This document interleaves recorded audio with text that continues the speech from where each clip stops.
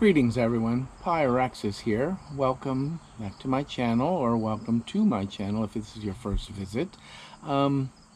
This is episode 2 of my ongoing series that I've entitled An INTJ's Perspective. Now, if you're not sure what an INTJ is or anything like that, then refer back to episode 1, and that kind of, I think I pretty much explained what the INTJ and the Myers-Briggs type indicator is all about. So I'm going to assume you already know this, but I'm going to repeat again that the purpose of this series is just for your own consideration, just for you to hear the words that I have to say and decide if they have any value to you. I mean, it's okay if they don't. It's okay if they do. Me personally, the reason I'm doing this is not because I want anyone to pay any attention to me or anything, but mostly it's because I'm getting up there in years. I mean, I'm very close to 60 years old, and a congenital heart defect that I have is starting to really have some noticeable, noticeable things going on here. So, I don't know, I guess some part of me wants to, give back. Some part of me wants to, perhaps, maybe some part of me wants to feel as though my life had some meaning. And to do that, I want to pass anything along that someone else might find useful. But, like I said, that's up to you, for you to decide for yourself whether anything I have to share, can benefit you. But that's the real purpose of this. I mean, I only have a few followers. Mostly I just do these things for friends and family. Mostly it's just hiking videos. But I don't know. Us INTJs, we like to think a lot, and we're not the best at expressing. Some of us are. Some of us are really good at expressing our thoughts and ideas and getting it out there. I'm not one of them. I struggle. I stumble over words. I end up repeating myself. I choose wrong words all the time. And part of the reason why I'm doing this is also to get better, to try to get better at expressing myself. So anyways, today's topic. The reason why I decided to address this specific topic, the 4 fundamental aspects of being human, of human existence, is because it is so fundamental. Most of the thought processes and everything that I have are geared toward one or more or a combination of these aspects. And, because some things affect one aspect more than the other. Well, what are those aspects? Obviously, okay, let's get to that. First of all, there's the physical aspect of our existence. Okay, the physical aspect of being human. That deals with our 5 senses, okay? Sight, hearing, taste, touch, smell, and how we gather information from what is not us, what is outside of us. The physical is, of course, this body, and that is an aspect of our existence. Now, the question is this what we are? Are we this body? Okay, well, I might make an episode in the future addressing that specific topic on a greater degree, but right now I'm just going to cover a little bit over that and say, I personally don't think so. Okay, I see this body as more of as a vessel, something that houses what you truly are on an even more fundamental level. I mean, yes, it is a fundamental aspect of our existence in this world, in creation. But are we this physical body? Well, think of it this way. Every second of the day, I'm breathing in and I'm breathing out. Okay, I'm taking food in, I'm excreting the waste, I'm sweating, and all these functions are actually taking the physical elements of this body and exchanging it with the atmosphere. Every breath I take, carbon atoms, carbon, like oxygen, nitrogen, they're exchanging with the atmosphere. New stuff is coming in, becoming a part of this living body, and other parts that have passed on are being expelled. So if I am that physical structure, well, then I'm everywhere out there. You know what I mean? So there's got to be more to it than that. Well, that's basically the physical aspect, okay? Exchanging with the environment, a means to, communicate that way. The second one I'm going to address, which is no particular order, is the intellect. Well, us INTJs, we are very intellectual peoples. Yes, we are. I'm trying to be... I have to stop and think every once in a while just to clarify my thoughts. But intellect, how I would define that. This is more the processing ability, the problem-solving abilities. This is the computing. Okay, this is, the aspect of your existence that is trying to figure out how things work.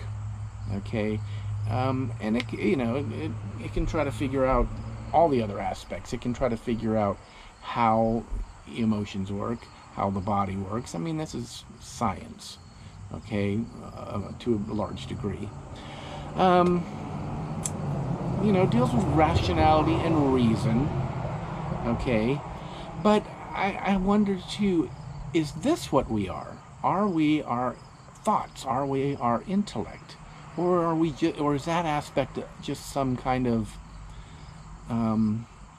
elaborate computer? Because clearly we don't think a computer is a living being, and it can do a lot of the functions that our intellect can. But anyways, like I said, future video on maybe on that as well. The third aspect that I'm going to address is the emotional aspect. Now, this deals with how we feel, how we respond and react to stimulation.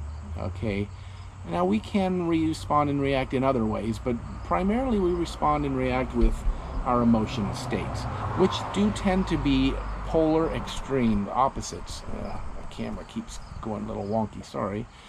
There we go, I think that's fixed it.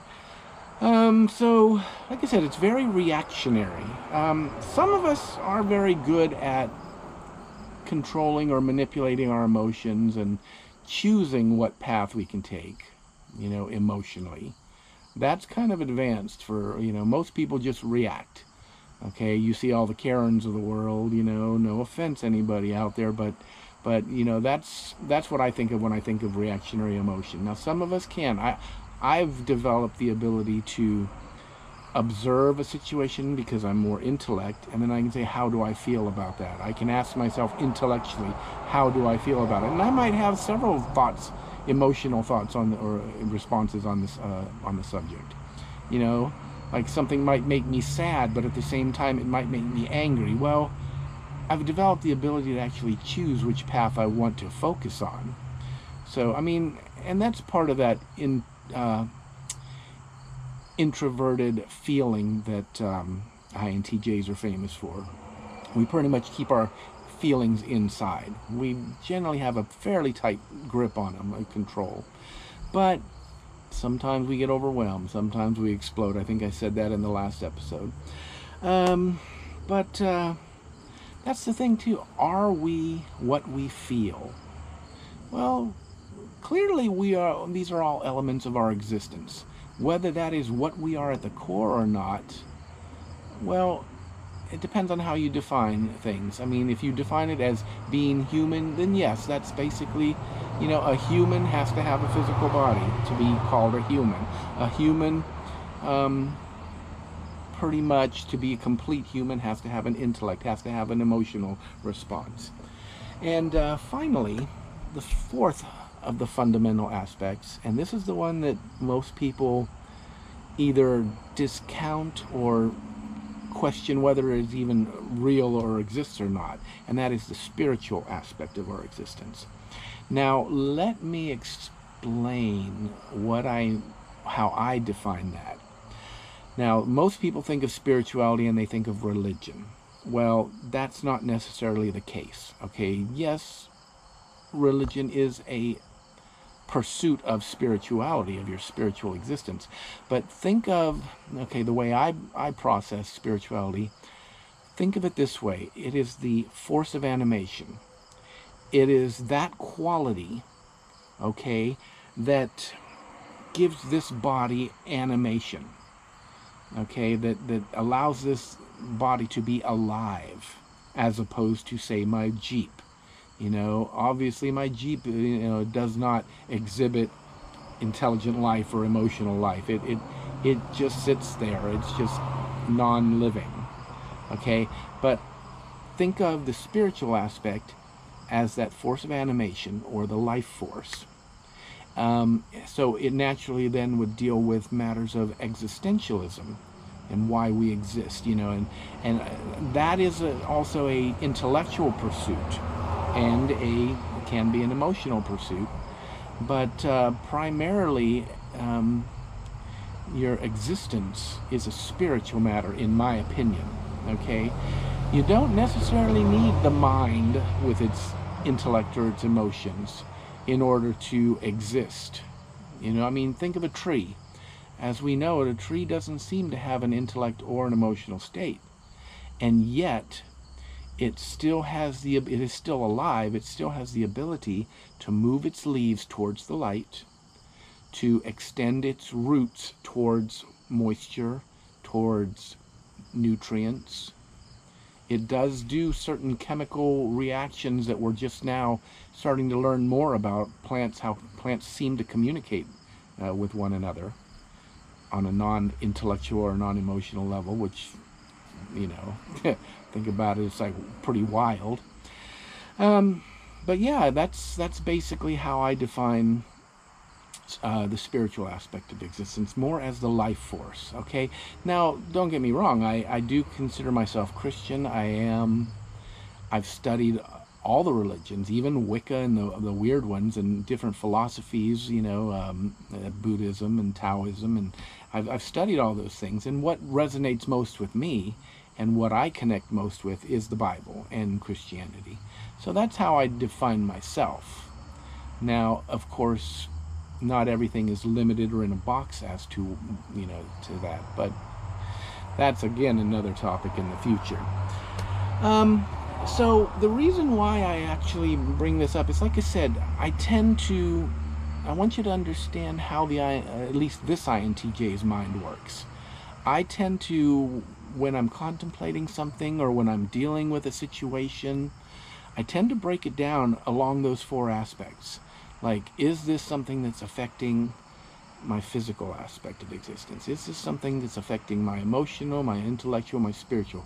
This is how I break it down, and I think, okay, it's primarily this, and it's secondarily this, or this, or this, And actually, personally, I think when you think about it, this can relate to the Myers-Briggs type indicator, the MBTI community, because I personally think, okay, that spiritual issues are more than just belief structure. I believe that intuition, for example, I believe that is a spiritual function. I don't think that's an intellectual function or an emotional function. Other people might say that it's a combination of intellect and emotional, but I tend to think that it's a spiritual function, more along the lines of instinct or underlying, more fundamental, just like single-celled organisms have instinctual responses.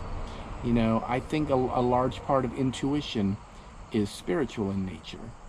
I also tend to think that dreams are a spiritual function. I think that imagination, our ability to imagine, I think that is largely spiritual, but directed by intellect. So that's my view anyways, and that makes me think that while most people in this world, at least in my opinion, while most people in this world seem to be geared more towards the physical and emotional aspects of their existence, fulfilling those needs, most people are that.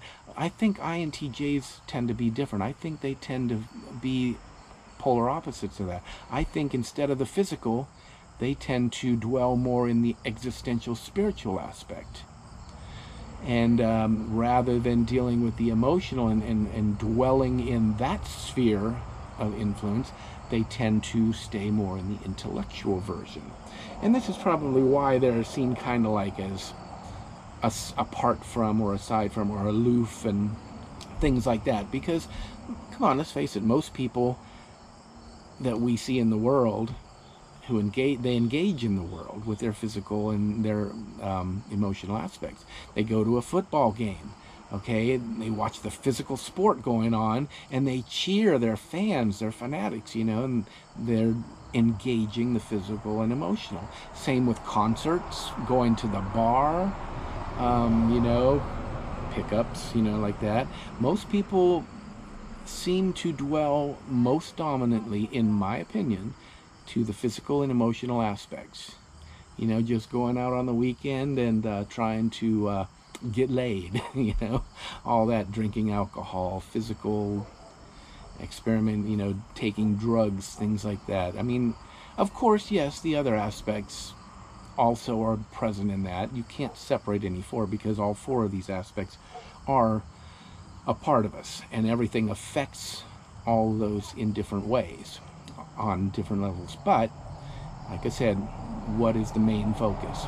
Like I said, INTJs, I believe, are more into the intellectual and spiritual aspects, or spiritual again being existential issues and trying to figure out why we're here and what's the purpose and all that good stuff. And I mean, and think about it too. It's not as though one aspect is saying something different than another aspect, okay? It's not that. It's just they're different ways of looking at things. They're different perspectives. You know, looking at things from a physical perspective and a spiritual perspective are not necessarily different. They're just viewed different by our limited ability to process, our limited ability to experience. Think of it this way. Physical, science, Big Bang. It says that in the beginning there was a singularity, and that singularity just burst and exploded out into, like, boom, you know, and became the universe. Now, I ask you, how different is that from the spiritual perception of creation, where there was this one single God in the beginning, and he said, let there be light. You know, nothing else existed. It was just a single God, a singularity God. And he said, let there be light, exploded, the universe was created. How fundamentally different is that? I don't see much of a difference there. You see what I'm saying? But that's, again, another topic to go in depth in the detail on.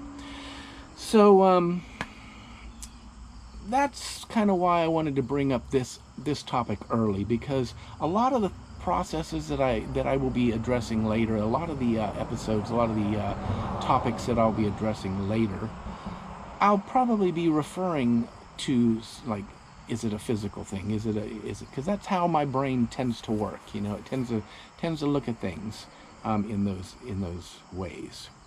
It's something to build on, you know, and just so you understand the way my brain works. So maybe it'll help you to understand my tendency to go off on tangents, and maybe it'll help you to understand something a little easier, because I recognize I do tend to, like, go off here, go off there, and it's like, oh, I gotta stay on topic. That's one of the challenges here. Okay, now, like I said, how this relates to MBTI, you know, Myers-Briggs. Well, if you think about it, like I said, introverted intuition, I believe that's a spiritual function. Okay, extroverted thinking, that's an intellectual function. Okay, extroverted thinking, introverted feeling, that's a emotional. You see where I'm getting at? And then external sense, or extroverted sensing, that's of course physical. So you can see the correlations there. You can see how that relates to MBTI, Myers-Briggs type indicator. Now, just to close off now, I wanted to say that I am going to be addressing several topics, many topics in the future episodes. I know it took me 2 months between the first episode and this episode. Well, hopefully I'll do a little better now that the weather's cooler. I filmed these out on the porch because this old 100-year-old house is terrible lighting, old everything, and it looks this ugly kind of yellow-orange that, you know, I've tried filming indoors, but it looks better here on the front porch, and plus I like being outdoors anyways. But let me just give you an idea of some of the topics I'm going to be addressing in the future. I trust me, it will. I think it will get a little more interesting. This and a couple more episodes are basically just to define thought processes and how I come to conclusions and things like that. You know, I want to get the fundamentals out of the way first, and then start addressing specific topics. And I'm going to read you off because I have a list of things that I'm going to be addressing. But all right. Here, I'm going to do something about how, let's see, the two types of maturity, physical maturity versus mental maturity, discipline and what its function is in our lives, how and why we search for truth, okay, truth versus perspective, the meaning of life versus the purpose of life, the definition of love, a definition of love, the spirit versus the soul, science versus art, things like this. These are various topics that I already have written down, things that I'd like to address, things that I'd like to discuss, things that I've come to specific conclusions about that I think others might find interesting, if I can explain them and get my point across fair enough and not too complex, you know. So, and eventually, after I hopefully get a little bit better at explaining things, as I get a little smoother at doing this, hopefully, then I want to create a second series, and it's going to explain what I call the infinity equals one concept. This is a concept which it basically explains everything in existence. It basically is a theory of everything, as science would put it, and everything through this fundamental structure that that I have on file can pretty much explain, or at least give insight into, every phenomenon known to man. Now, that's something hopefully that I can get to. It's something I think the world would find interesting, and it may be right, it may be wrong. I don't know. I can't prove the thoughts and theories that I have, or the hypotheses that I have, because my math skills aren't all that great, okay? But, I mean, someone else, that's why I want to share it with the world. Let someone else figure out the math of it, because it's fundamentally structural. It is a geometric model at the base, so it should be able to be worked out mathematically to see if there's any merit to it or not. But like I said, that's way in the future, so I don't know. Maybe I've got all kinds of articles written about it and everything. But that's it for now. So I hope you found something useful in my little presentation here. I know it's not much. I went a little over the 20 minutes that I wanted to. It's like going to be 25 minutes, I think, for this. But, well, that's it. Hopefully it'll give you a better insight into my brain, how I think, and, you know, what goes through my mind and my heart, my spirit, you know. Where I'm physical, all that stuff, you know. But that was the 4 fundamental aspects of being human. Just a quick rundown. I hope I explained it enough. I hope you found it interesting. Hope you come back and see the next episode. So for now, that's all I got to say. Feel free to like the video, leave a comment, subscribe, and share, any of that stuff. And God bless everyone. Take care. Have a great day. I'm going to go out here and squash some more of these darn spotted lanternflies that keep landing on the porch. Oh, they finally made it to Fayette County. Oh, it sucks. I hate it. But yeah, I think I've killed like 3 of them today. They just, even with the rain, they just keep flying around. It's like, all right, guys. Anyways, take care. See ya.